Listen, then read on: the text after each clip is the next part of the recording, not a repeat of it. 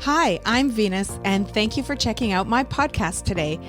You know what? It's been a little over a year since the first episode launched, and I'm really proud of how far it's come in such a short time. My hope is that I can continue to be able to share my love for this beautiful and sexy relationship dynamic.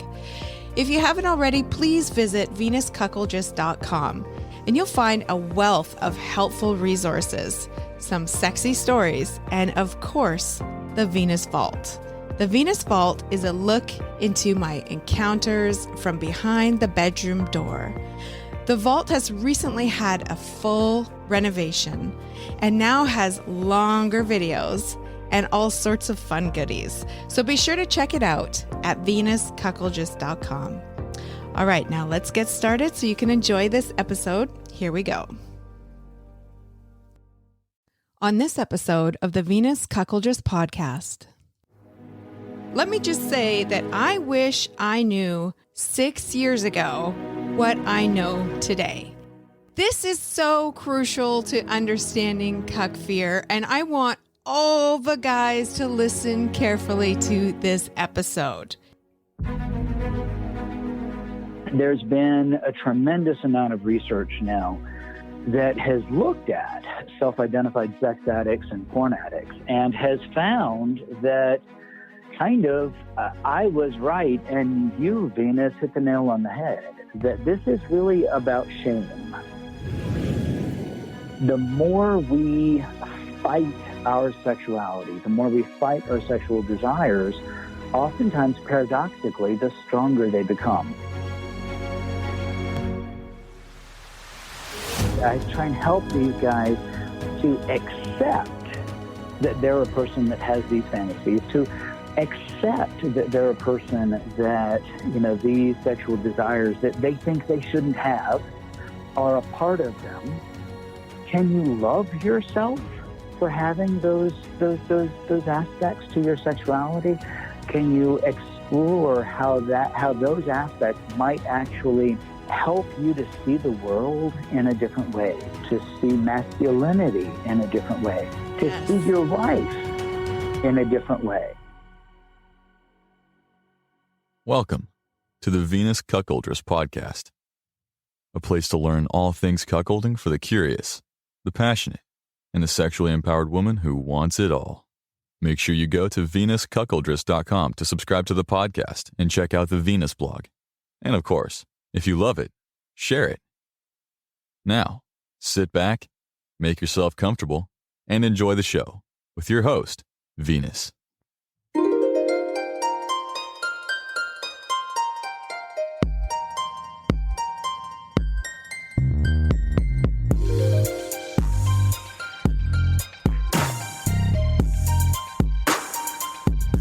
Welcome to this episode of the Venus Cuckoldress podcast. I'm your host, Venus. Thank you so much for joining me today. Today's episode is so important. Let me just say that I wish I knew 6 years ago what I know today. This is so crucial to understanding cuck fear, and I want all the guys to listen carefully to this episode. It's like the last piece of the puzzle when it comes to understanding what cuck fear is and why these guys act in the way that they do. So many guys. Anyway, what it all started with was an email I received from a guy who feels like he is addicted, totally addicted, out of control, obsessed with cuckolding thoughts, fantasies, desires, cuck porn, that sort of thing. And I've heard this many times over the last several years of guys saying that word, addicted, feeling like they have no control, feeling like they can't help themselves but keep coming back. And I never really understood what this was all about. Like, I know the appeal of this lifestyle is so hot. And if it turns you on immensely, then it is, I feel like, wonderful. There's nothing wrong with it.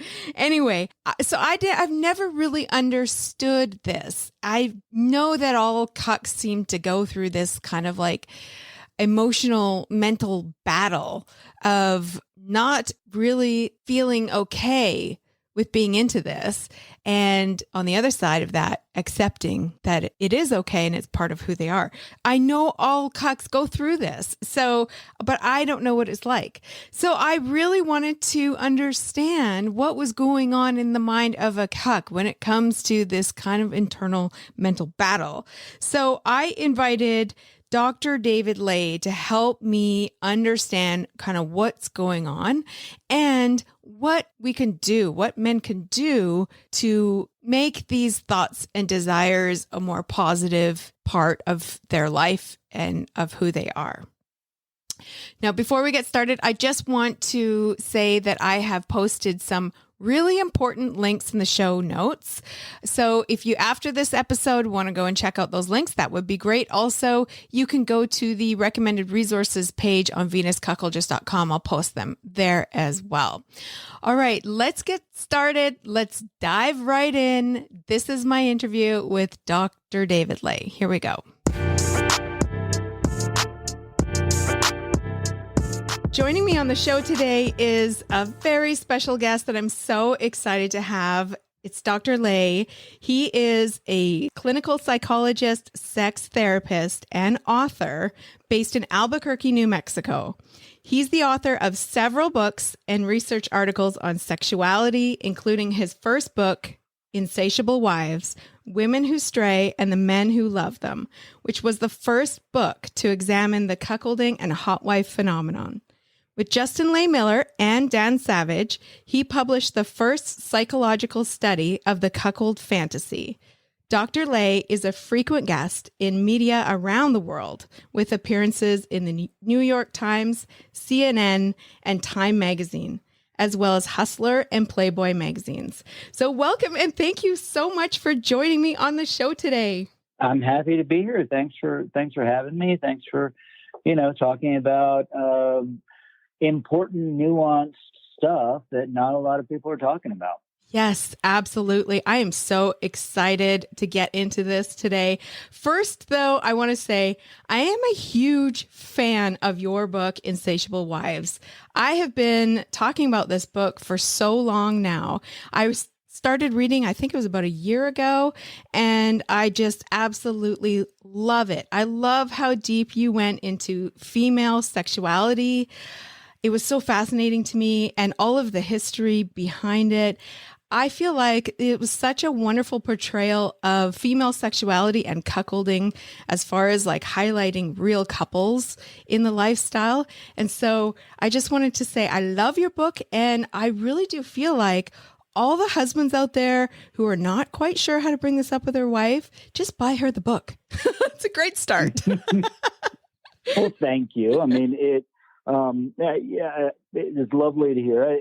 Certainly, if you're going to go into exploring female sexuality, you go deep or go home, right? Yes, absolutely.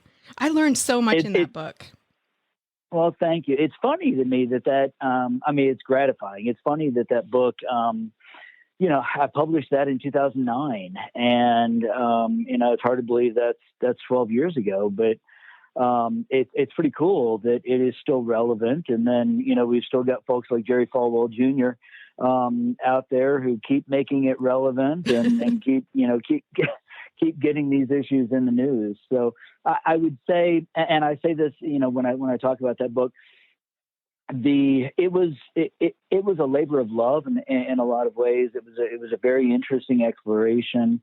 I ended up writing it because literally nothing had been written about, this lifestyle, female-focused non-monogamy in the literature prior. And when I first encountered some couples who were living basically either a hot wife or a cuckold lifestyle, my initial clinical response was to assume that, it must be unhealthy. But luckily, these first couples I met were remarkably healthy with decades-long marriages, incredible communication skills, really successful in lots of ways. And so it forced me as a clinician to realize that I had allowed, bias around monogamy, female sexuality, promiscuity to intrude into my clinical thinking without me noticing. Mm-hmm. And then as I dove in and as I've spent the last 10 years, working on these issues, it has become a big part of my career now to advocate against that, the intrusion basically of sexual morality into clinical practice at a broader level. And I'm lucky now I get to do trainings around the world and supervise therapists who are becoming sex therapists and learning these issues so that they don't make the same mistake I did. Right. And is there going to be a sequel to the book?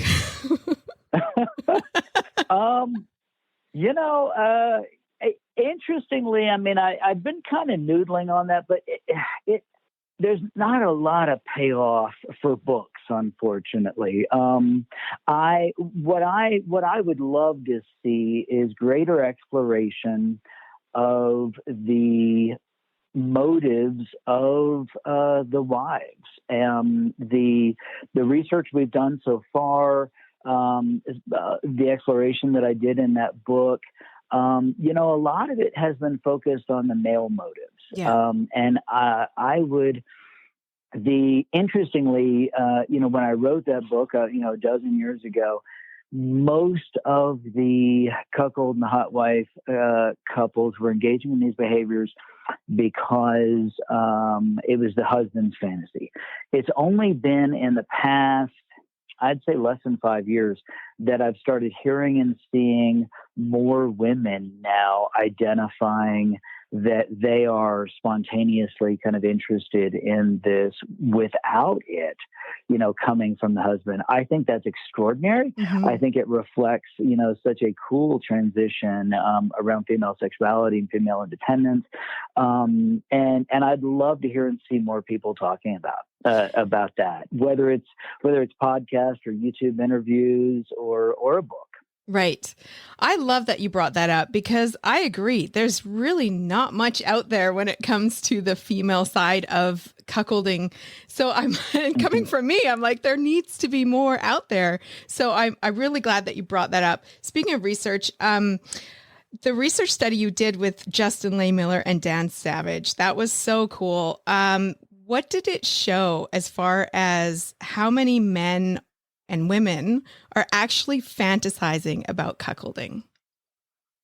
Well, just to clarify a little bit. So the study that Justin, Dan, and I did was actually about cuckolding in gay males, because it's kind of a funny story that, Dan in his Savage Love, advice column, for years, he has gotten regular letters and requests from folks that are fans of the cuckold lifestyle. Yeah. And so much so that he even got fed up with it and frustrated and said, I almost don't care if I never get another letter from a cuckold. And then at some point he said, this was prior to 2015, at some point he said, there's no such thing as gay male cuckolding because gay men don't, gay men love to watch their husbands with other men. It's not a taboo like it is in heterosexual monogamy. Ah. And he said it's the taboo. It is the fact that it's naughty and you're not supposed to do it that makes it really exciting. He said, so gay men aren't gonna do this thing. And then all of a sudden he started getting these emails and letters from gay men who love to be cuckolded by their husbands. And he's a friend of mine, and he reached out to me and he said, this is kind of weird. And he said, do you think it has anything to do with gay marriage? Because at that point, the Supreme Court had just legalized gay marriage, and I got all excited, and I was like, hey, let's do a research study on it. And Dan said, well, I've never done a research study. And I said, yay, I get to pop Dan Savage's cherry. And he said, I didn't know I had any more cherries to pop. So we reached out to Justin, who, is another good friend and an excellent researcher. And we ended up running this neat study that looked at whether gay men were engaging in cuckolding. We looked at whether it had anything to do with the Supreme Court legalization of marriage equality decision. It didn't. But what we did find was similar to what we have found in heterosexual couples that pursue cuckolding, was that these fantasies come from a variety of sources. We can talk about that, whether it's sensation seeking or voyeurism or submissiveness. We found that it is typically a pretty healthy thing for couples, that most couples that engage in cuckolding, whether they are gay or straight, report it as a pretty positive experience. The interesting thing about that study in particular was that it went viral on CNN and then Fox News, because CNN covered the study because we said, hey, cuckolding looks like it can be positive for some couples. And then Fox News flipped out, and the right wing kind of flipped out, and they called CNN Cuckold News Network for a few days, which is pretty clever, actually. And Dan and Justin and I were getting trolled on Fox News like crazy. There's even like a clip of Tucker Carlson acting like he doesn't know how to say the word cuckold, and which of course turns out to be ridiculous when we find out how many right-wing conservative politician types are into this. And so anyway, it was an interesting experience. It was wild to see, my book, this kind of, I won't say it's a stodgy academic book, but that was kind of the intent. Getting all of this kind of national news and being part of this dialogue. However, you asked a question, and I will circle back and answer it, which is that Justin, in his book, Tell Me What You Want, talks about the popularity of the cuckold fantasy. And he found that around 45% of men report that they have fantasized about watching their female partner have sex with other people. It is reported much less frequently, maybe 10 to 20% by females. However, what is interesting is that many men fantasize about watching their partner, and actually many women fantasize about being watched by their partner. Many more women fantasize about being watched by their partner than fantasize about watching their partner with other people. Right. Okay. So it's kind of a match made in heaven for folks that can make it work, right? Yeah. Huh. Well, I find that totally fascinating. I'm not all that surprised to hear that women are fantasizing about being watched.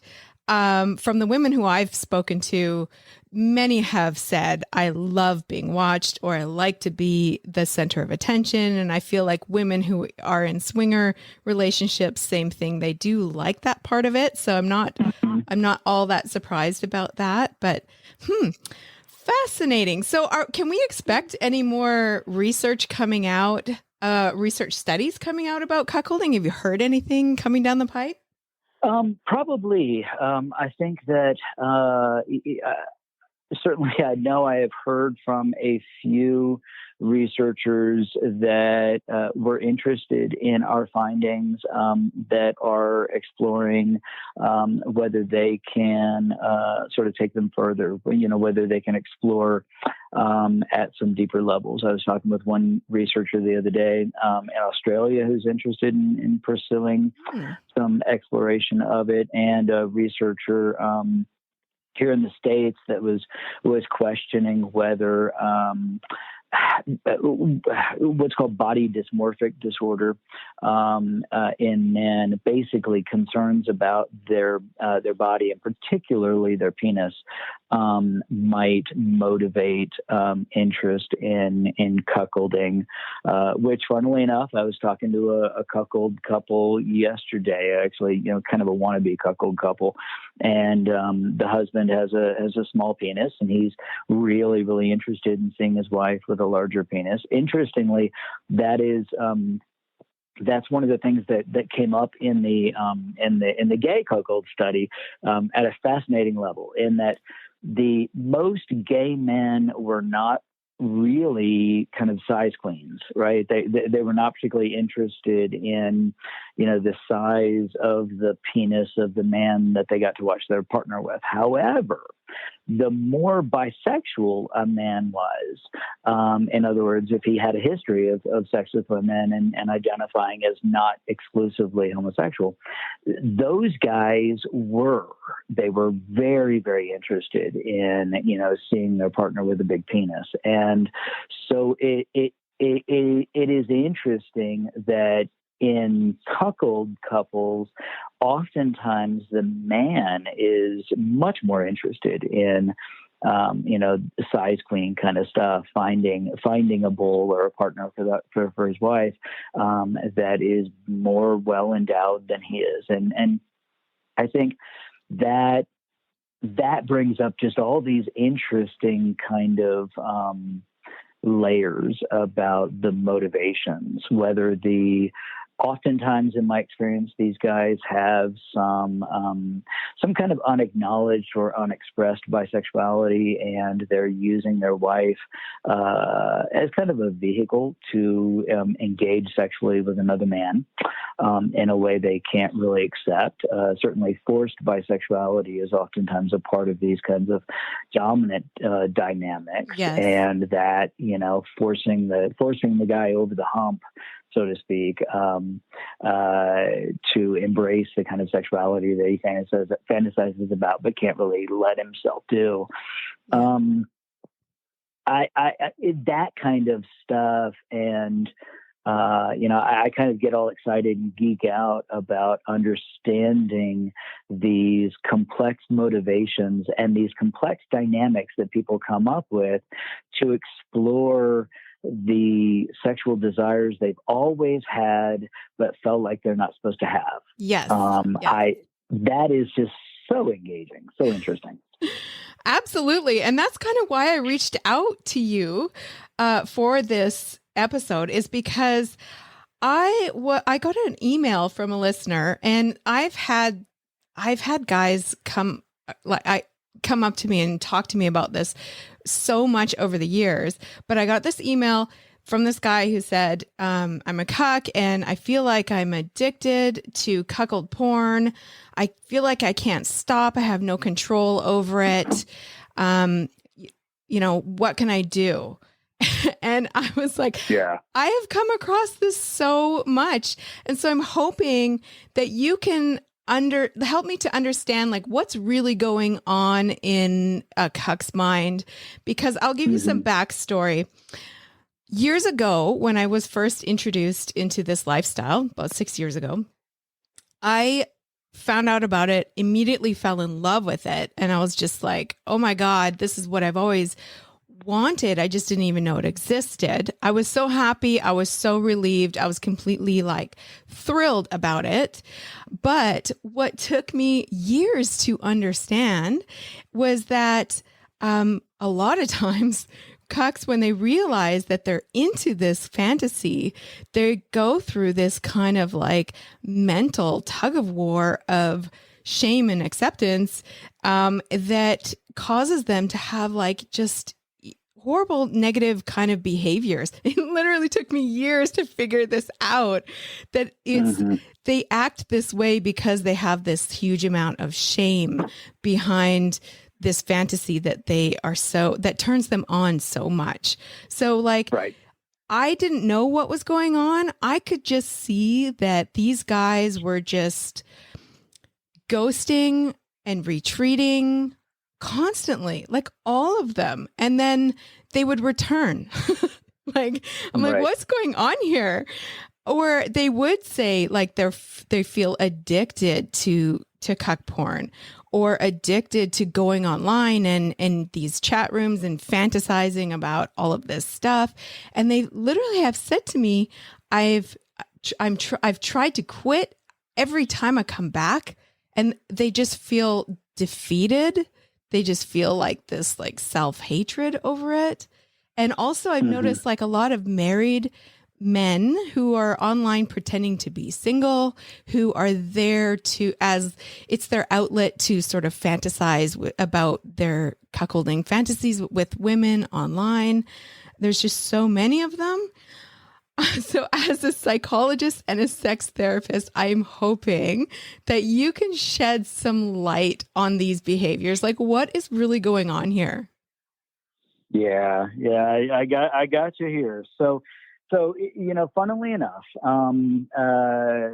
in Insatiable Wives, if you remember, there was this one tale of a guy, I think I called him Jamie, I can't remember, and he had 3 different marriages blow up because he was just really obsessively interested in seeing his wife with other men, particularly black men. And the wives would kind of try it or say, no, I'm not into it. And he was just really, really obsessed with it. And I said in the book, just kind of really in passing, I said, yeah, it'd be easy to diagnose this guy as a sex addict, but I don't believe in sex addiction. Mm-hmm. And the really interesting thing was that that one comment ended up getting more media back in 2009 when I published the book than the exploration of non-monogamy or female sexuality. A lot of people were really interested that here I am, a clinical psychologist, saying, yeah, sex addiction is not real. Because at the time, and still today, there are a lot of people who believe pretty deeply that they're addicted to sex. And so I ended up writing a second book called The Myth of Sex Addiction, where, I spent a year and a half really diving into the literature, the treatment of sex addiction, looking at this model. And publishing, a book that said, this is about morality. Well, interestingly, over the past few years, there's been a tremendous amount of research now that has looked at self-identified sex addicts and porn addicts and has found that kind of I was right and you, Venus, hit the nail on the head, that this is really about shame, that the people who identify as being addicted to sex, people who report that they are really, really struggling to control their sexual behaviors, unless they have a major mental health disorder, such as obsessive compulsive disorder or bipolar disorder, and they're engaging in these behaviors during a manic episode, in most cases, the behaviors that they are struggling to control are these sexual desires or fantasies that they have that they are deeply ashamed of. And we see this really heavily in folks coming out of religious backgrounds where they, for instance, like the shooting a couple of weeks ago in Atlanta at the massage parlors, it turns out the guy was in sex addiction treatment, grew up in a highly religious home, and had been going to, massage parlors for, back rubs with a happy ending kind of stuff. But he felt deeply ashamed of it.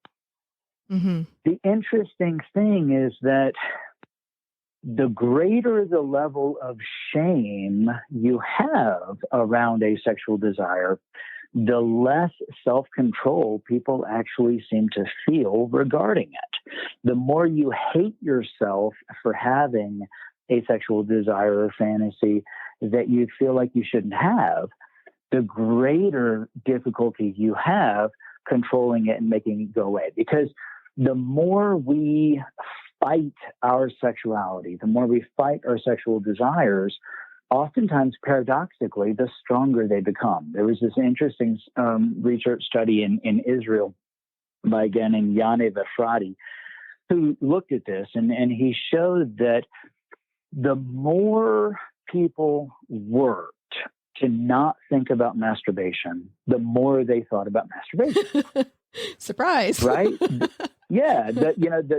And the more you hate yourself for having these fantasies, the more powerful those fantasies become. And that, I think, is really at root of why the cuckold fantasy can feel so addictive for these guys, because it's not that it is an addiction, but I understand how the feeling that it is so enticing and that you can't control it can become so engaging, so rapturous when you fight it.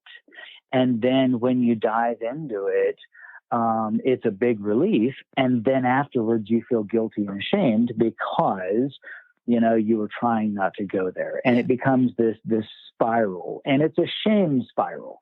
We engage in behavior that makes us feel better, and then we shame ourselves and hate ourselves, and then we feel bad, and then we engage in that behavior again to make us feel better. One of the things that's really, really interesting, actually, in that research study with Justin and Dan, we looked at the popularity of cuckolding and cuckold fantasy online in a couple of different ways. We got data from Pornhub, and we looked at the rising popularity of the cuckold fantasy. We also, though, looked at Google Trends. And what's really interesting is that searches for cuckold porn, searches for cuckolding and cuckold fantasy are higher in countries and regions with more traditional ideas of masculinity, where macho is the name of the game.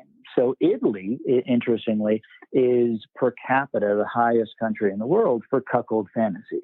Huh. Wow. And it's because when we are told, a real man can satisfy his wife and doesn't need other men. A real man's wife would never cheat on him. A real man is only interested in, women and all of those messages are really deeply embedded in a lot of cultures. And it is those messages that covertly energize the cuckold fantasy, because it makes it more and more naughty. It makes it a chance when you engage in that fantasy, these guys can escape momentarily from the burden of being the man that they've been told they're supposed to be. Oh, that makes such sense. Wow.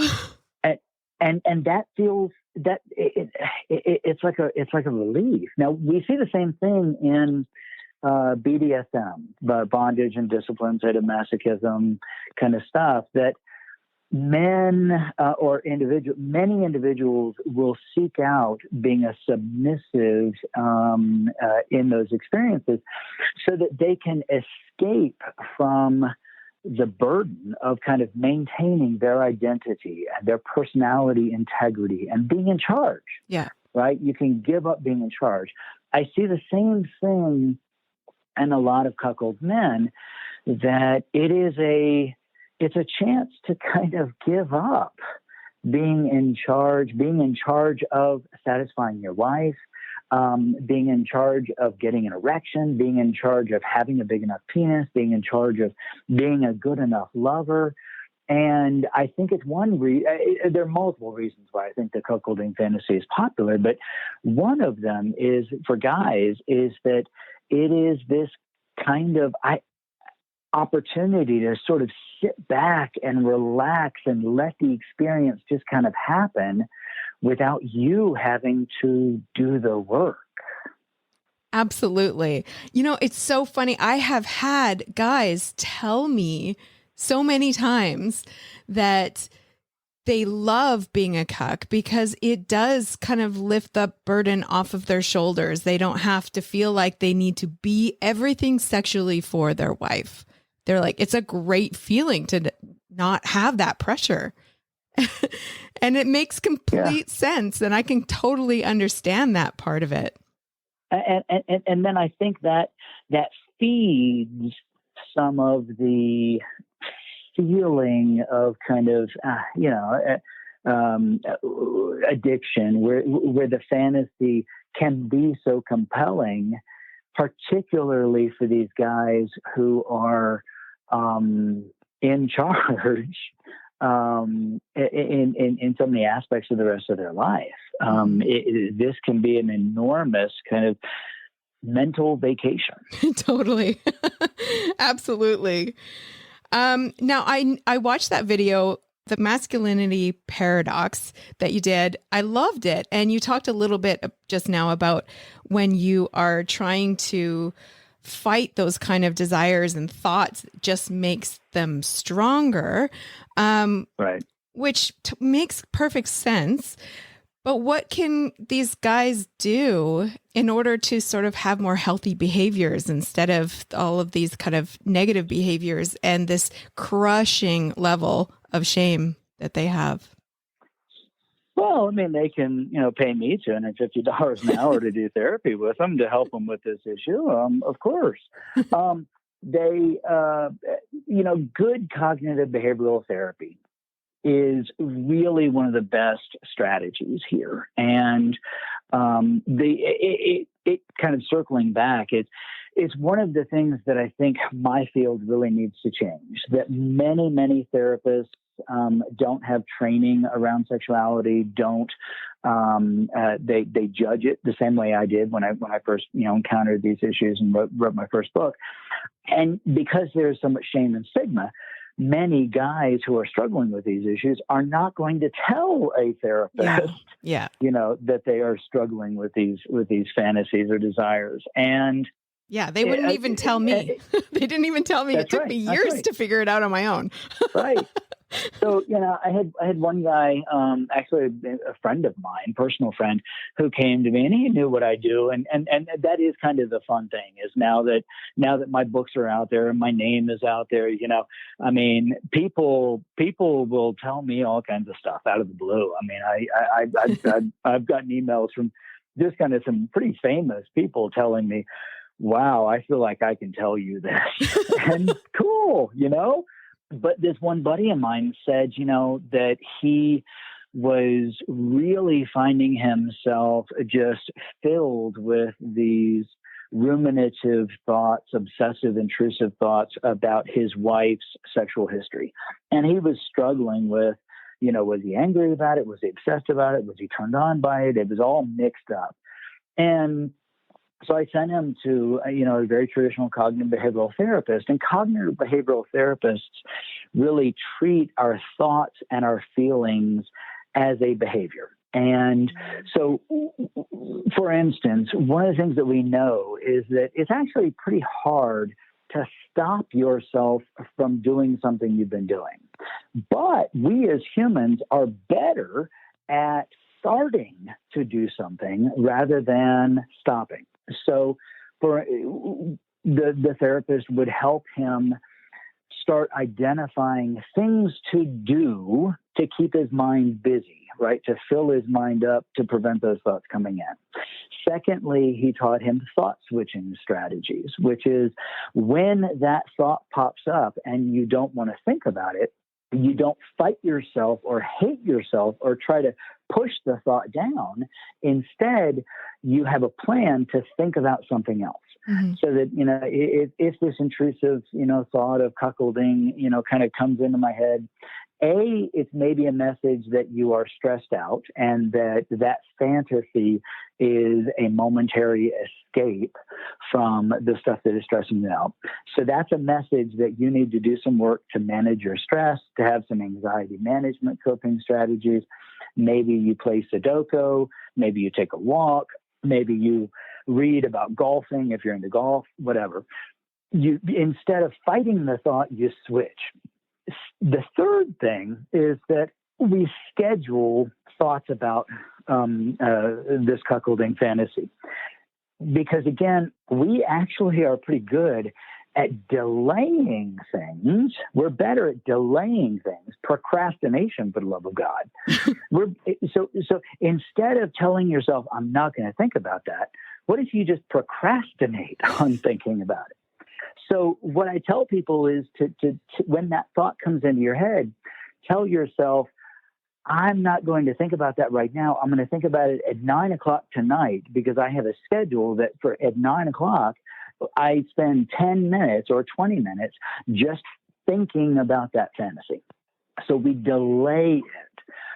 These kinds of strategies, they work when we start removing kind of a lot of the energy around fighting these thoughts, and we just start treating them like a normal part of ourself. And that's the last thing, is that people who have more compassion for themselves and for their sexuality have greater levels of self-control. They are less likely to view those sexual desires or fantasies as an addiction or something that they have to fight. Instead, the last thing is I try and help these guys to accept that they're a person that has these fantasies, to accept that they're a person that, these sexual desires that they think they shouldn't have are a part of them. Can you love yourself for having those aspects to your sexuality? Can you explore how those aspects might actually help you to see the world in a different way, to see masculinity in a different way, to see your wife in a different way? Yes. And the more we accept those aspects of ourselves, the more we integrate them. And in that video you mentioned, I talked about the concept of sexual integrity, where we recognize and accept these sexual aspects of ourselves that we try to hide from. And now we try to live a life of integrity, where we try now to find ethical, conscious ways to integrate that sexuality into our lives. Mm-hmm. The difficulty is that, of course, these sexual desires and cuckolding, fantasy has been so shamed and stigmatized. But, the interesting thing is, the popularity of this fantasy, in pornography has dramatically increased. Lots of people now are recognizing it's popular. The scandals with, Jerry Falwell Jr., Paul Manafort, or any of these folks who are getting exposed as being into wife sharing or wife watching or cuckolding or whatever, is increasing the dialogue that, hey, a lot of people are into this. Maybe there's nothing wrong with it. Yes, exactly. And maybe there's nothing wrong with you. That's what I have been trying to say for so long now, is like, to these cucks who just have this enormous amount of shame, like, there's really nothing wrong with you. It's just a part of your sexual being. It's the part of who you are. Mm-hmm. And it's wonderful. There's women out there who think it's absolutely wonderful. Yeah. It's interesting. The analogy I make often is that, different people have different foods or tastes that they like. I like salty foods. My wife loves sweet foods. We don't beat each other up for having a taste that is different than other people. And we also don't try to make them change it or hate themselves for having a kind of taste profile that is different. But sexuality, here's the dirty little secret, is that we really at this point have little to no idea why and how people end up with the sexual fantasies and the sexual arousals that they have. We think it is, a complicated mix of biological predispositions, kind of early experiences of what is kind of allowed in society, and then a learning history of being exposed to or repeatedly exposing ourselves to satisfaction as we engage in that fantasy, and it helps us achieve orgasm, so we do it again. Mm-hmm. So it's a complicated mix of all three of these things. We think, but we don't really know how it starts or why one person ends up with a certain fantasy and another one doesn't, which is why we shouldn't be so ashamed of these sexual fantasies, because it's not like you chose this. That's right. Exactly. It's not like you just kind of, woke up one day and were like, ooh, I think I'm going to be into this for the rest of my life. Right.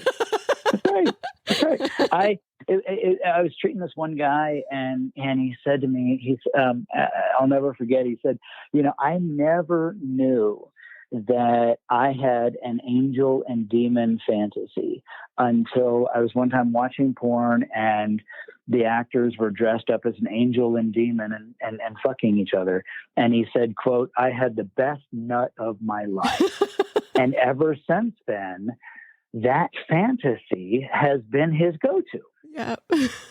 Can't really just control it. It's all of a sudden you have a reaction to something that's overwhelming, and it's just like, whoa. And there you go. You're into something. That's right. Just the way it is. Which is an opportunity. Yeah, it's an opportunity then to, it's to learn about ourselves. It's this constant buffet of self-exploration, finding out, wow, okay, that really kind of turned me on. The hard thing is that, again, when there are these moral prohibitions, and moral prohibitions around this stuff are not just sex, or are not just religion, to be clear, that the man who shames himself for a cuckold fantasy because he's supposed to be a real man.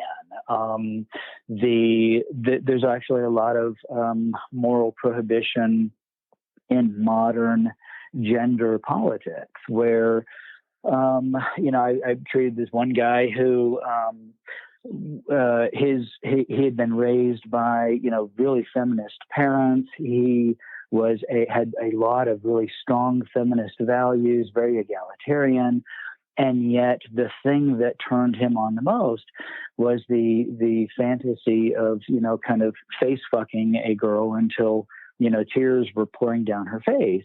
And he said that turns me on so much, but it makes me hate myself because I feel like I must be a rapist and a bad man for having that fantasy. And I said, well, maybe, but if you act on that without consent, then yeah, that's not good.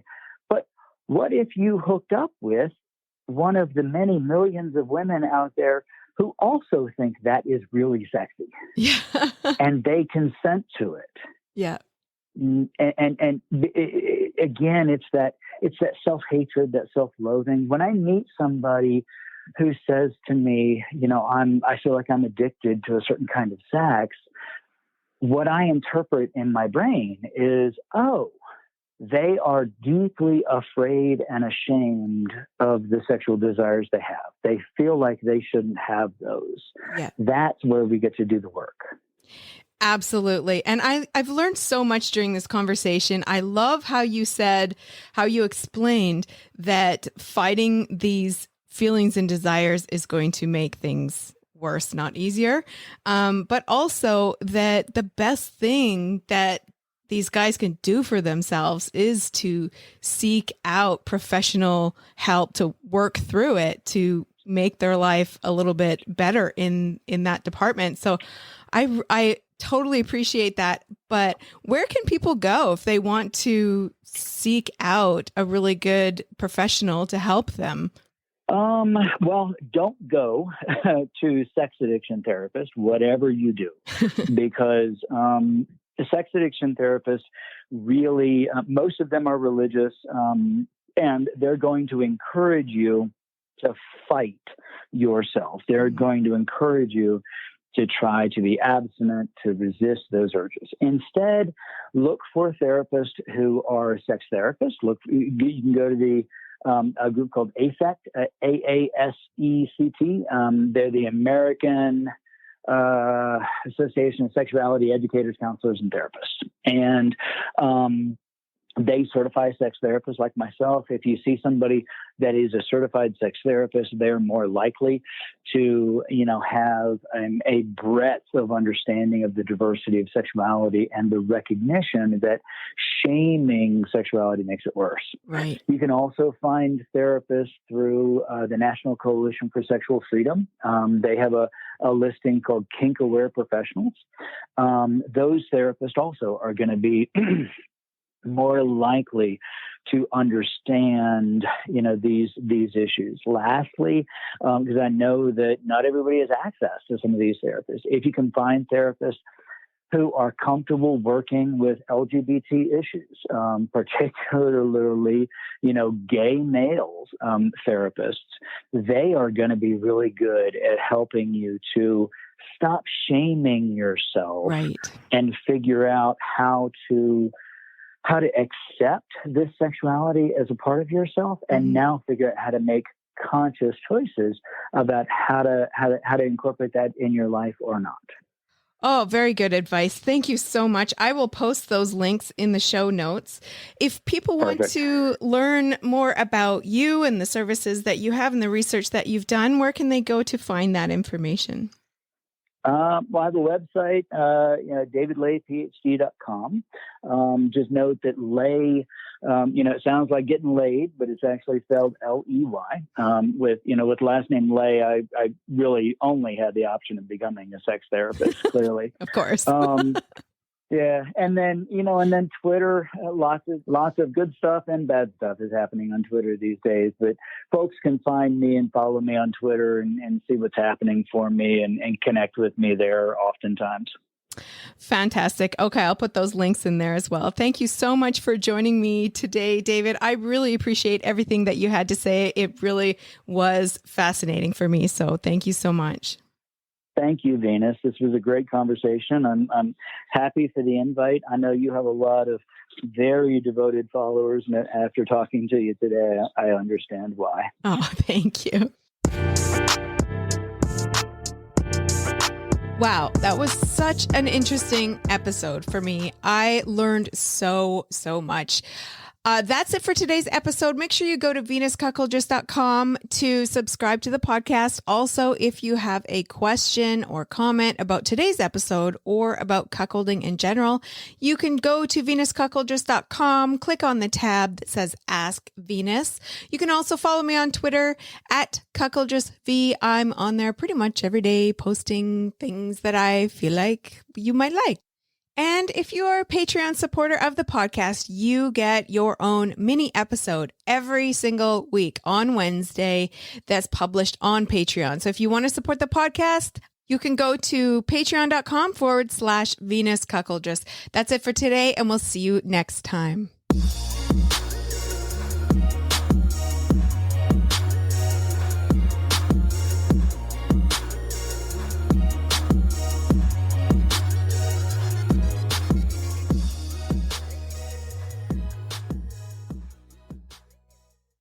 I actually have no idea what these questions are, so you're going to be coming along the ride right along with me. The show is What Women and Other Wonderful Humans Want, presented by Dating Kinky. It's the show about how people connect in the right ways. I like the way that you think about this, and I was wondering if maybe you and I could create some of these experiences. And the wrong ways. Hey, share nudes. Where are nudes? I want nudes. Interviews with women and other wonderful humans from many sex-positive walks of life. New episodes come out every Tuesday on Apple, Google, Spotify, Stitcher, and TuneIn. Oh, I'm your host, John, otherwise known as Hi There, Catsuit. Yes, I'm a guy, but my curiosity allows me to ask the questions you want to know. So join me for What Women and Other Wonderful Humans Want, presented by Dating Kinky. And make sure you listen to the episode featuring Venus in the archive.